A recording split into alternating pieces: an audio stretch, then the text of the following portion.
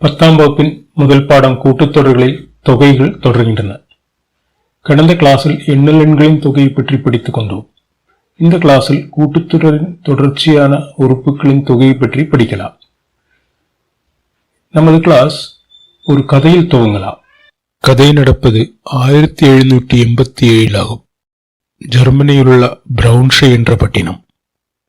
அங்கு உள்ள ஒரு துவக்கப் பள்ளியில் நமது 10 வயது சிறுவனான கார்ல் ஃபிரெட்ரிக் காஸின் வகுப்பறை. ஆசிரியர் புட்னர் மிக கடினமானவர். இப்போதும் மாணவர்களுக்கு நிறைய வேலைகள் கொடுப்பார். அன்று ஒரு மாலை நேரம் அவர் கொடுத்த வேலை 1 முதல் 100 வரையுள்ள எண்களை கூட்டுவதாகும். மாணவர்களுக்கு இது எப்படி செய்வது என்று சொல்லி முடிப்பதற்குள் காஸ் தனது வேலையை முடித்து ஸ்லேட்டை ஆசிரியரின் மேஜையில் போட்டுவிட்டு நான் முடித்துவிட்டேன் என்று கம்பீரமாக தன் இடத்திற்கு திரும்பினான். பின் பிற மாணவர்கள் செய்து முடிக்க ரொம்ப நேரம் காத்திருக்க வேண்டியதாயிற்று. ஆசிரியர் புட்னரோ தான் கொடுத்த வேலை அலட்சியமாக முடித்த காஸை தண்டிக்க காத்திருந்தார். மாணவர்கள் ஒவ்வொருவராக வேலையை முடித்து ஸ்லேட்டை கொடுத்த பிறகு புட்னர் கால்ஸின் ஸ்லேட்டை முதலில் எடுத்தார். ஸ்லேட்டை பார்த்த அவர் வியப்படைந்தார். அதில் பதிலாக ஒரு எண் மட்டும்தான் இருந்தது. அது சரியாகவும் இருந்தது. வேற கண்டுபிடித்த வழிகள் எதுவும் எழுதப்படவில்லை. அது எப்படி? எதையும் எழுதாமல் காஸ் பதிலை மட்டும் எப்படி கண்டுபிடித்தார்? இந்த சிறுவனை பிறகு கார்ல் ஃபிரெட்ரிக் காஸ் என்னும் பெரிய கணித மேதையாக விளங்கினார். அவரை உலகம் கணித சாஸ்திரத்தின் இளவரசன் என்று போற்றினார்.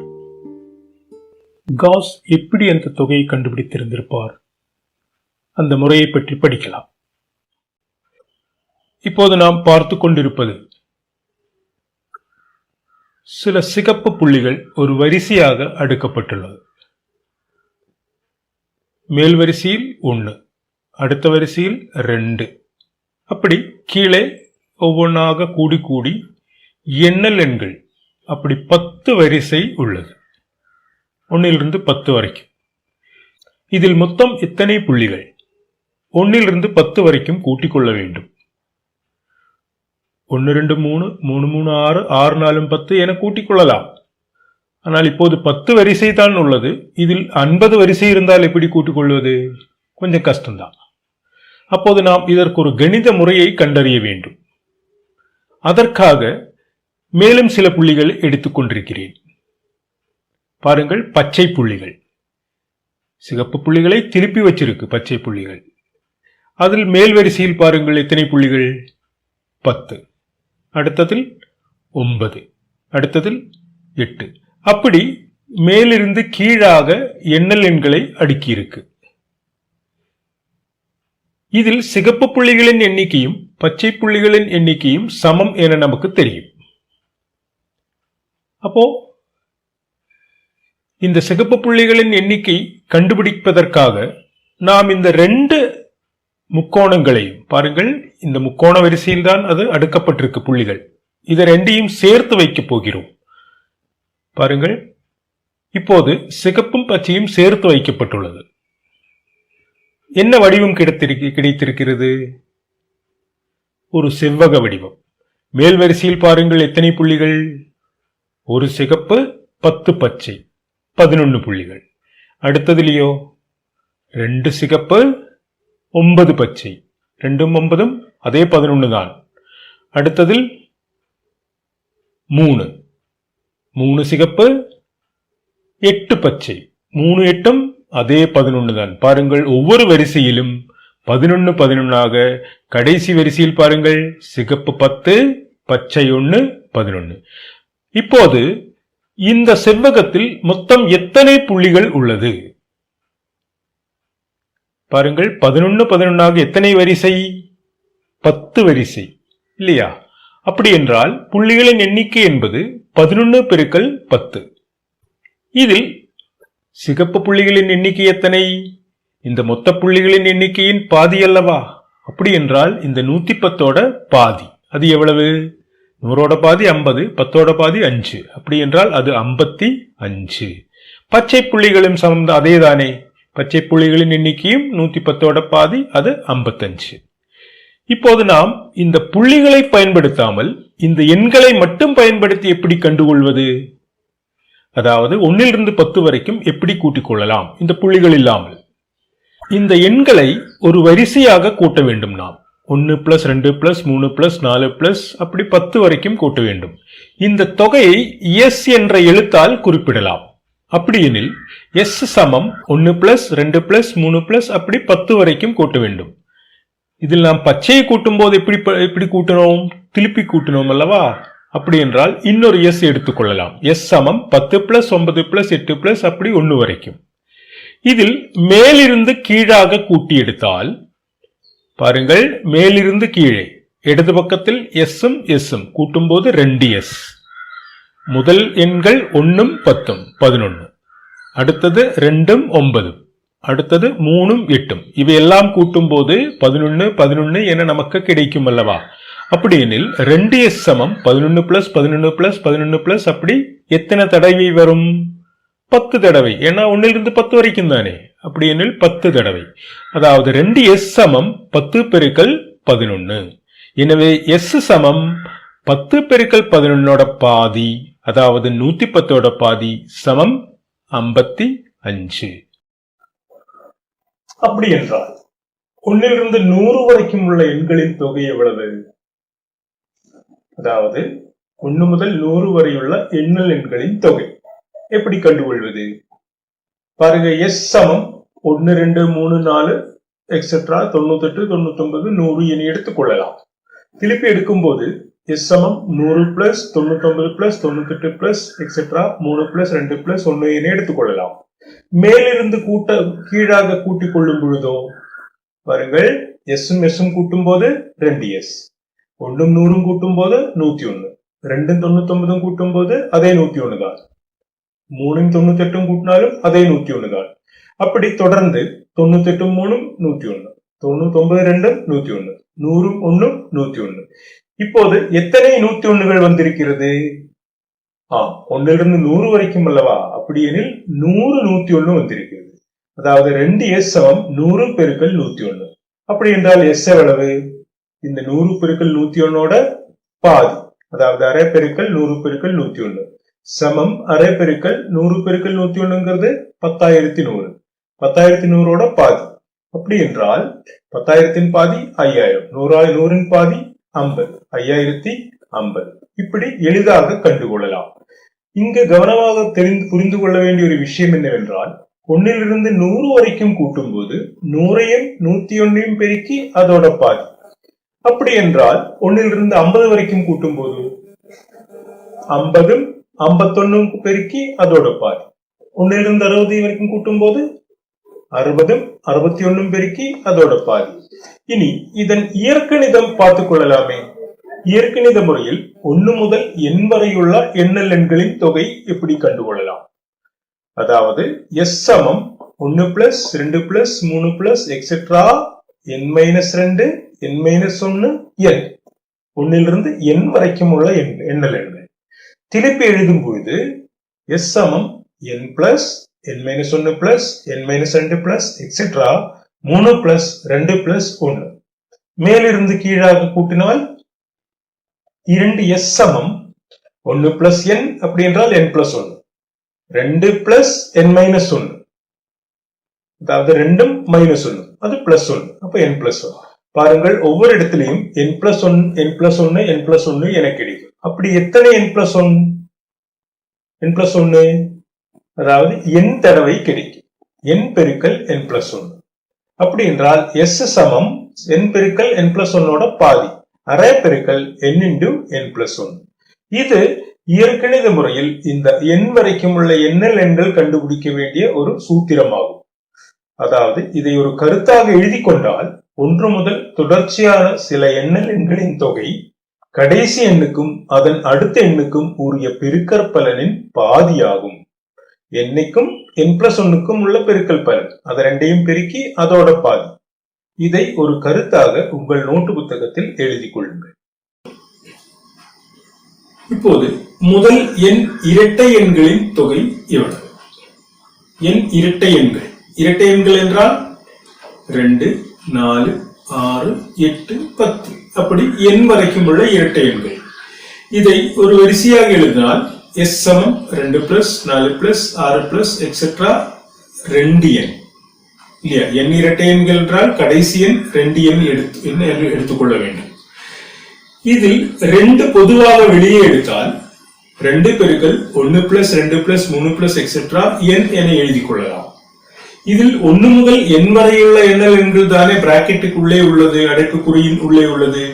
அது n × n+1/2 என நமக்கு தெரியும். அதாவது சமம் 2 பெருக்கல் n × n+1/2 மேலே உள்ள 2 கீழே உள்ள 2 வெட்டி கொண்டால் n பெருக்கல் n+1. அதாவது முதல் n இரட்டை எண்களின் தொகை n பெருக்கல் n+1 ஆகும்.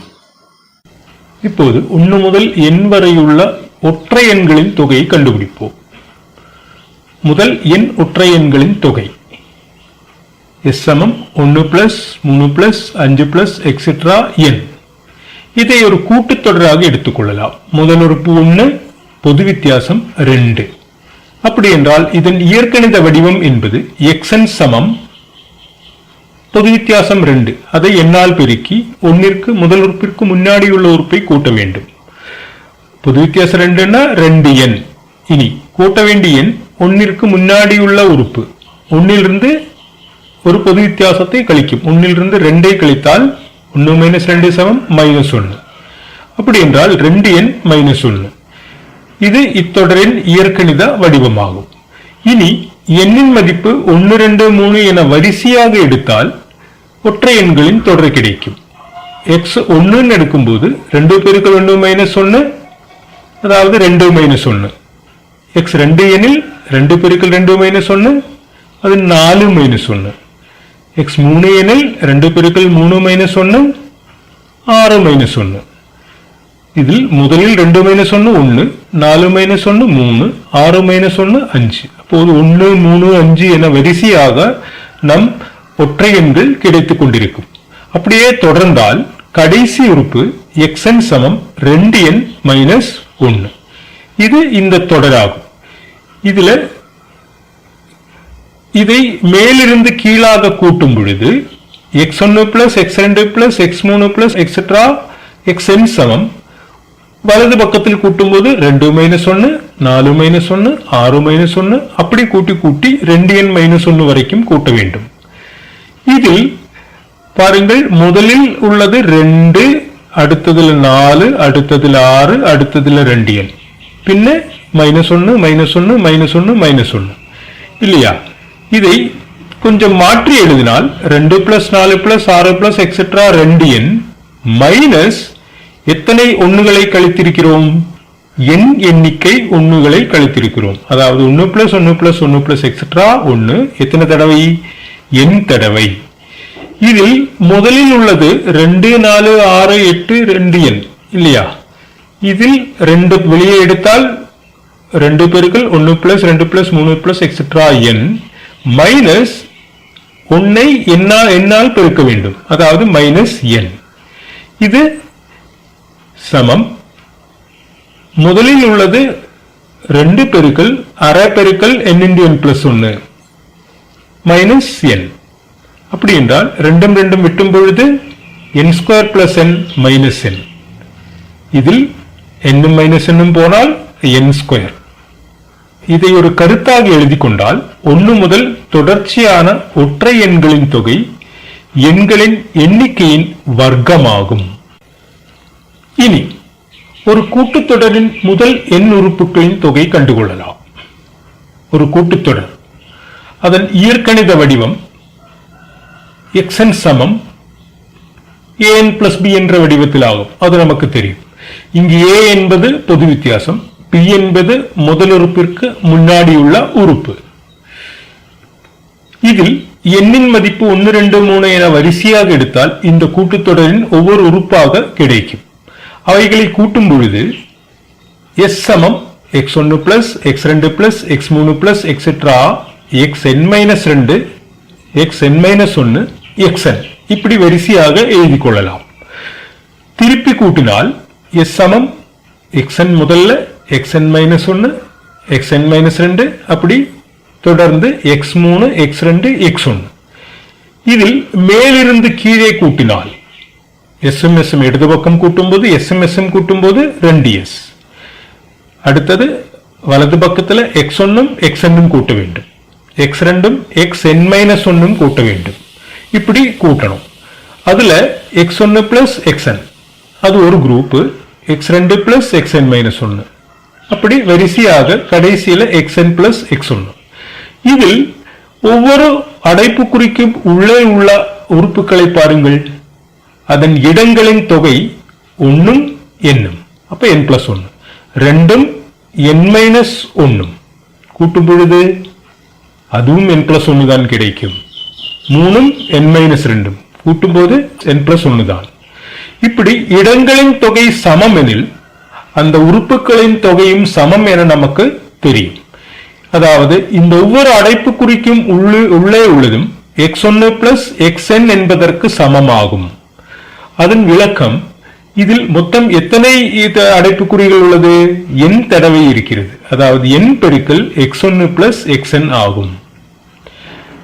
எனவே s சமம் அதோட பாதி, என்னோட பாதி பெருக்கல் x1 பிளஸ் xn. இதில் x1 என்பது முதல் உறுப்பு, xn என்பது கடைசி உறுப்பு. முதல் உறுப்பையும் கடைசி உறுப்பையும் கூட்டி அதை n/2 ஆல், n என்பது எண்ணிக்கையின் பாதியால் பெருக்க வேண்டும். இதை ஒரு கருத்தாக எழுதி கொண்டால் ஒரு கூட்டுத்தொடரின் இயற்கணித வடிவம் xn சமம் an பிளஸ் b எனில் அதன் n உறுப்புகளின் தொகை s சமம் n/2 பெருக்கல் x1 பிளஸ் xn. அதன் n உறுப்புகளின் தொகை s சமம் n இன் பாதி பெருக்கல் முதல் உறுப்பு பிளஸ் கடைசி உறுப்பு, அதாவது x1 பிளஸ் xn. இது மிக முக்கியமான ஒரு கருத்து. உங்கள் நோட்டு புத்தகத்தில் குறித்துக் கொள்ளுங்கள். இனி ஒரு எடுத்துக்காட்டை பார்ப்போம். 5, 8, 11, 14 என்ற கூட்டுத்தொடரின் முதல் 10 உறுப்புகளின் தொகை காண்க. இது ஒரு கூட்டுத்தொடர். இதன் முதல் உறுப்பு x1 சமம் 5. பொது வித்தியாசம் இரண்டாவது உறுப்பு 8, எனவே 8 இலிருந்து 5 கழித்தால் 3. இனி இந்த தொடரின் 10 உறுப்புகளின் தொகை காண வேண்டும். எனவே xn சமம் பொது வித்தியாசம் 3 என்பதால் 3 என்னால் பெருக்கி அது கூட முதல் உறுப்பிற்கு முன்னாடி உள்ள உறுப்பை கூட்ட வேண்டும். 5க்கு முன்னாடினா 5லிருந்து 3 கழிக்க வேண்டும், அது 2, 3n பிளஸ் 2. இனி இந்த தொகையை கண்டுபிடிப்பதற்கு நமக்கு தேவை முதல் உறுப்பும் கடைசி உறுப்பும். அதை எண்ணிக்கையின் பாதியால் பெருக்க வேண்டும். முதல் உறுப்பு நம்மிடம் இருக்கிறதே, அது 5. இனி கடைசி உறுப்பான 10வது உறுப்பை காண வேண்டும். ஆக நம்மிடம் எண்ணாம் உறுப்பு உள்ளது. அந்த எண்ணின் மதிப்பு எத்தனை என்று கொடுக்க வேண்டும்? 10 என்று கொடுக்க வேண்டும். என்னோட இடத்தில் 10 என்று எழுதினால் 3 பெருக்கல் 10 30. 30 கூட 2 கூட்டினால் 32. அதாவது 10வது உறுப்பு சமம் 32. இனி நம்மிடம் இருக்கும் சூத்திரம், அந்த தொகையை s என குறிப்பிட்டால் s சமம் n/2 பெருக்கல் x1 பிளஸ் x10. அதாவது எண்ணிக்கையின் பாதியை முதல் உறுப்பு மற்றும் கடைசி உறுப்பால் கூட்டி அதை பெருக்க வேண்டும். அதாவது இங்கு n என்பது 10, அப்ப 10/2 பெருக்கல் x1 என்பது 5, x10 என்பது 32. எனவே n/2 பெருக்கல் x1 பிளஸ் x10 என்பதை 10/2 பெருக்கல் 5 பிளஸ் 32 என எழுதலாம். ஏனென்றால் எண்ணின் மதிப்பு 10, எண்ணிக்கை 10, 10ஓட பாதி 10/2. முதல் உறுப்பு 5, கடைசி உறுப்பு 32. அப்ப 5 32 கூட்ட வேண்டும். 5 32 கூட்டினால் 37. 10ஓட பாதி 5, அப்ப 5 பெருக்கல் 37. 5 பெருக்கல் 37 என்பது 185. எனவே இந்த கூட்டுத்தொடரின் முதல் 10 உறுப்புகளின் தொகை 185 என கண்டுகொள்ளலாம். இனி பக்க எண் 35 உள்ள கேள்விகளை பார்ப்போம். முதல் கேள்வி, கீழே உள்ள ஒவ்வொரு கூட்டுத்தொடரின் முதல் 25 உறுப்புகளின் தொகையை காண்க. 1வது கேள்வி 11, 22, 33. அதாவது இந்த கேள்வி 11, 22, 33 என்ற கூட்டுத்தொடரின் முதல் 25 உறுப்புகளின் தொகையை காண்க இதுவாகும். இதில் முதல் உறுப்பு 11. பொது வித்தியாசம் 11 கூட எவ்வளவு கூட்டினால் 22 கிடைக்கும். 11 கூட 11 கூட்டினால் 22 கிடைக்கும். எனவே பொது வித்தியாசமும் 11 தான். இனி இதன் இயற்கணித வடிவம் xn எப்படி கண்டுகொள்வது? பொது வித்தியாசத்தை எண்ணால் பெருக்க வேண்டும். அதாவது xn சமம் 11ஐ எண்ணால் பெருக்க வேண்டும். அது கூட முதல் உறுப்பிற்கு முன்னாடி உள்ள உறுப்பை கூட்ட வேண்டும். அதாவது 11ற்கு முன்னாடி உள்ள உறுப்பு 11லிருந்து பொது வித்தியாசமான 11ஐ கழிக்க வேண்டும். அதே 0 என கிடைக்கும். எனவே இதன் இயற்கணித வடிவம் 11n+0. இனி நமக்கு கண்டுகொள்ள வேண்டியது 25 உறுப்புகளின் தொகை. ஆக கடைசி உறுப்பு 25வது உறுப்பு. ஆக நாம் 25வது உறுப்பை கணக்கிட வேண்டும். எண்ணின் இடத்தில் 25 என கொடுத்தால் போதும். 11 பெருக்கல் 25 275 என கிடைக்கும். எனவே இங்கு முதல் உறுப்பு 11, 25வது உறுப்பு 275. இனி தொகை கண்டுகொள்ளலாமே.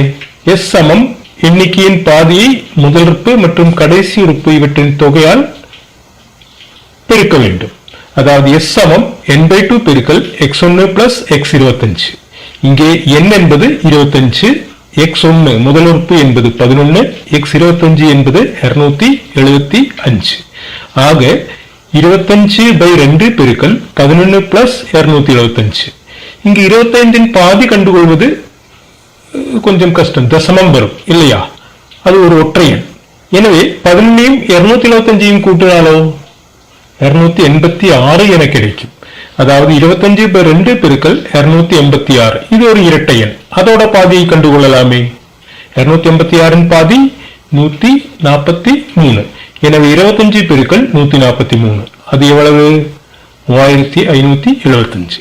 இது இந்த கூட்டுத்தொடரின் 25 உறுப்புகளின் தொகையாகும். இனி இந்த பகுதியில் வந்திருக்கும் பிற 4 கேள்விகளை நீங்களே செய்து பார்த்து அதன் பதில்களை உங்கள் ஆசிரியர்களுக்கு அனுப்பி கொடுத்து சரிபார்த்துக் கொள்ளுங்கள். அடுத்த கிளாஸில் உங்களை சந்திக்கும் வரை நன்றி, வணக்கம்.